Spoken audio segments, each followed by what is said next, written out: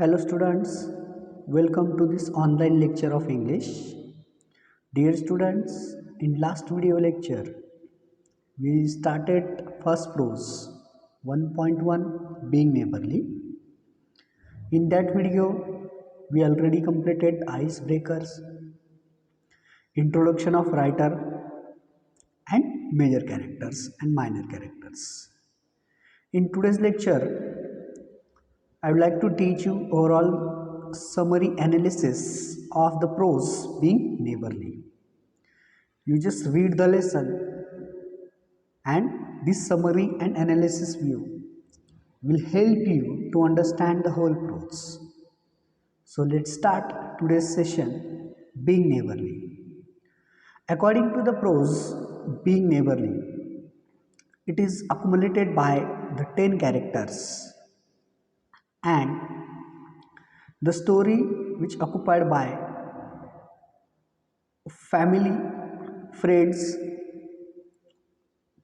social views, society or community, and a social class such as a middle class, lower class, upper class. Economical class distinctions has explained here very briefly. This story being neighborly divided into three parts. First part started from first line. What in the world are you going to do now, Joe? This is the beginning line of part 1. Till that, page number 3, where Beth and Amy were snowballing one another. Second part, that boy is suffering for society and fun. Till page number 5, shut the window like the good boy and wait till I come. Third part started from with that Jo shouldered her broom and marched into the house, wondering that they would all say to her. Laurie was in a flutter of excitement at the idea till page number 6. She beckoned him to his sofa. He sat down with a sign of satisfaction, saying gratefully. And last paragraph, the last remaining part of the stories. Only these three parts are important for exams, so be careful about that. Now, with the help of this text, you can read the text. I'll explain the story. At the beginning of the part, being neighborly, started major characters such as Meg, Joe, and Laurie. The whole story, which accumulated by it's a snow day, and Joe decided to go out and dig paths in the snow. The Marches house, it was a small, brown, shabby dwelling bare of its summer greenery. It was separated by a low hedge from Mr. Lawrence's large stone mansion. She spies Laurie sitting near one of the windows on the second floor. Poor boy, all alone and sick on this dismal day. Joe thinks she throws a snowball at the window, grabbing Laurie's attention. Laurie admits that he's been sick with a cold and he invites Joe to come over. Joe arrives soon after with an armful of offering for Laurie.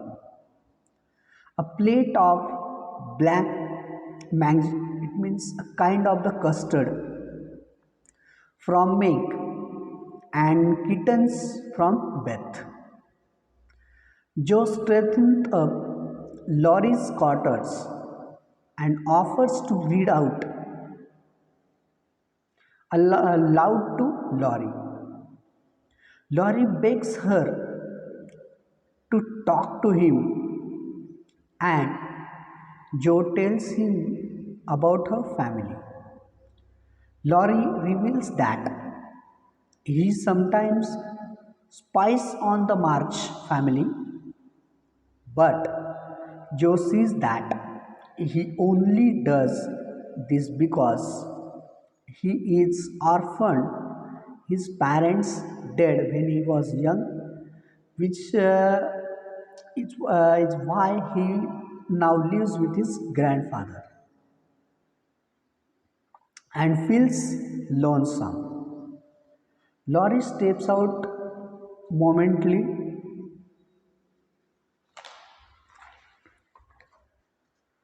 to see his doctor,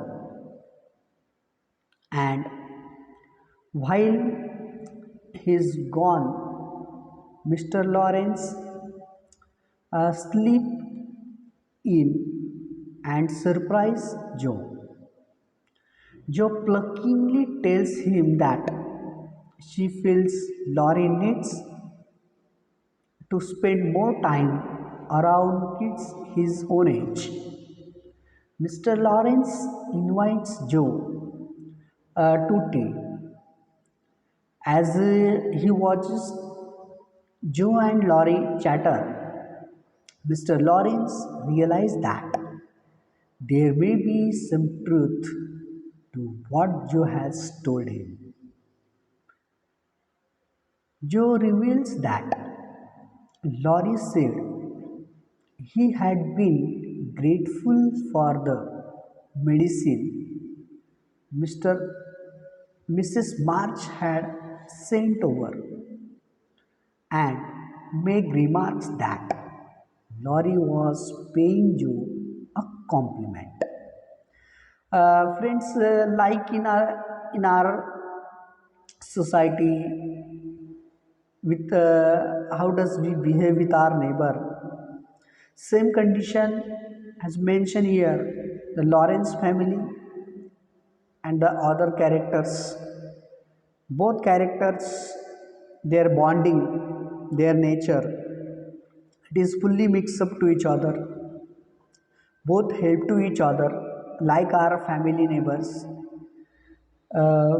We mostly neighbor, it is not our blood relatives, however they help us, we help them. They participated in our function, we participated, we invited them, they invited us. So these types of the casual relationship is mentioned by writer within these two important families.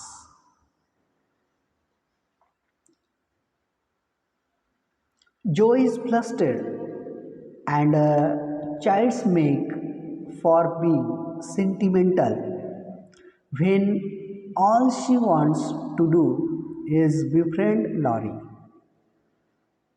Mrs. March gives to permission to invite Laurie over to their house, and she reminds Meg that children should be children as long as they can. Beth reflects on Pilgrim's progress, and now they may reach the palace beautiful if they are all very good. Now let's see the analysis of the story. uh, between these two families, March families and Lawrence. March family, it is very poor, so the March family's poverty is embodied in their house and is juxtaposed with Mr. Lawrence's comparatively grand and stately mansion, an embodiment of his wealth and stability. Students, I already told you, writer already mentioned the class discrimination in this story. So here the March family is belong to the poor family and the Lawrence family is rich family. In our society we see three classes: lower class, middle class and upper class. Sometimes class discrimination creates lot of problem because some rich and wealthy people, because of their ego, because of their attitude towards their economical power, they show something in the society as a higher view or the highest attitude towards the poor people. But here Mr. Lawrence family always support to the March family, help in medicine, help in economical views, help in any types of the work. So this is the greatest example given by the writer. The giant house, however, acts as a kind of luxurious prison for a sicky Lorry who is trapped in the world where he cannot experience familial love. Joe generously, Joe generously, Joe generously is both Christian and womanly. It turns out that Laurie's cottons need a woman's touch, given that she feels it necessary to tidy things up to beat. A Laurie reveals that he longs for the familiar love present in the March household. The necessity of familiar love and possibly that of monthly or womanly love as well is emphasized here. Mr. Lawrence might be rich, but riches cannot replace the love of a family. Being a good Christian man, Mr. Lawrence sees the merit in Joe's words. Meg is far more savvy to affairs of the heart than Joe is and is keen on the thought that Laurie might have been flirting with Joe. Joe is still innocent in the realm of romantic love, hence her bashfulness. Mrs. March's comment on childhood is very much of her time. The modern notion of childhood was essentially invented in the 19th century. Beth continues to be the voice of virtues among the March girls. So really this is very beautiful story written by writer. American writer shows the Louis May Alcott shows the real life condition in our society. How does the actual word neighbor, actually the word neighbor, it has shown the distinction between two special groups or two families. But the family likes Lawrence and the other which is mentioned in the story. It's accumulated by their nature, their greatness, and their real neighborhood views. So this is very beautiful story written by a writer.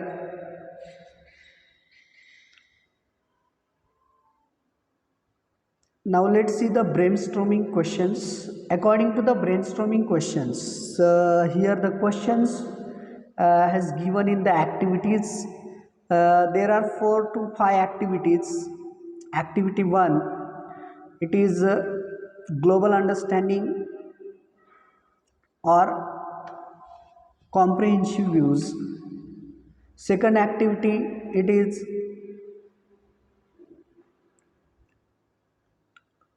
factual or complex factual. Third activity, it is reference based or conclusion based questions. Fifth activity, it is based on personal response question.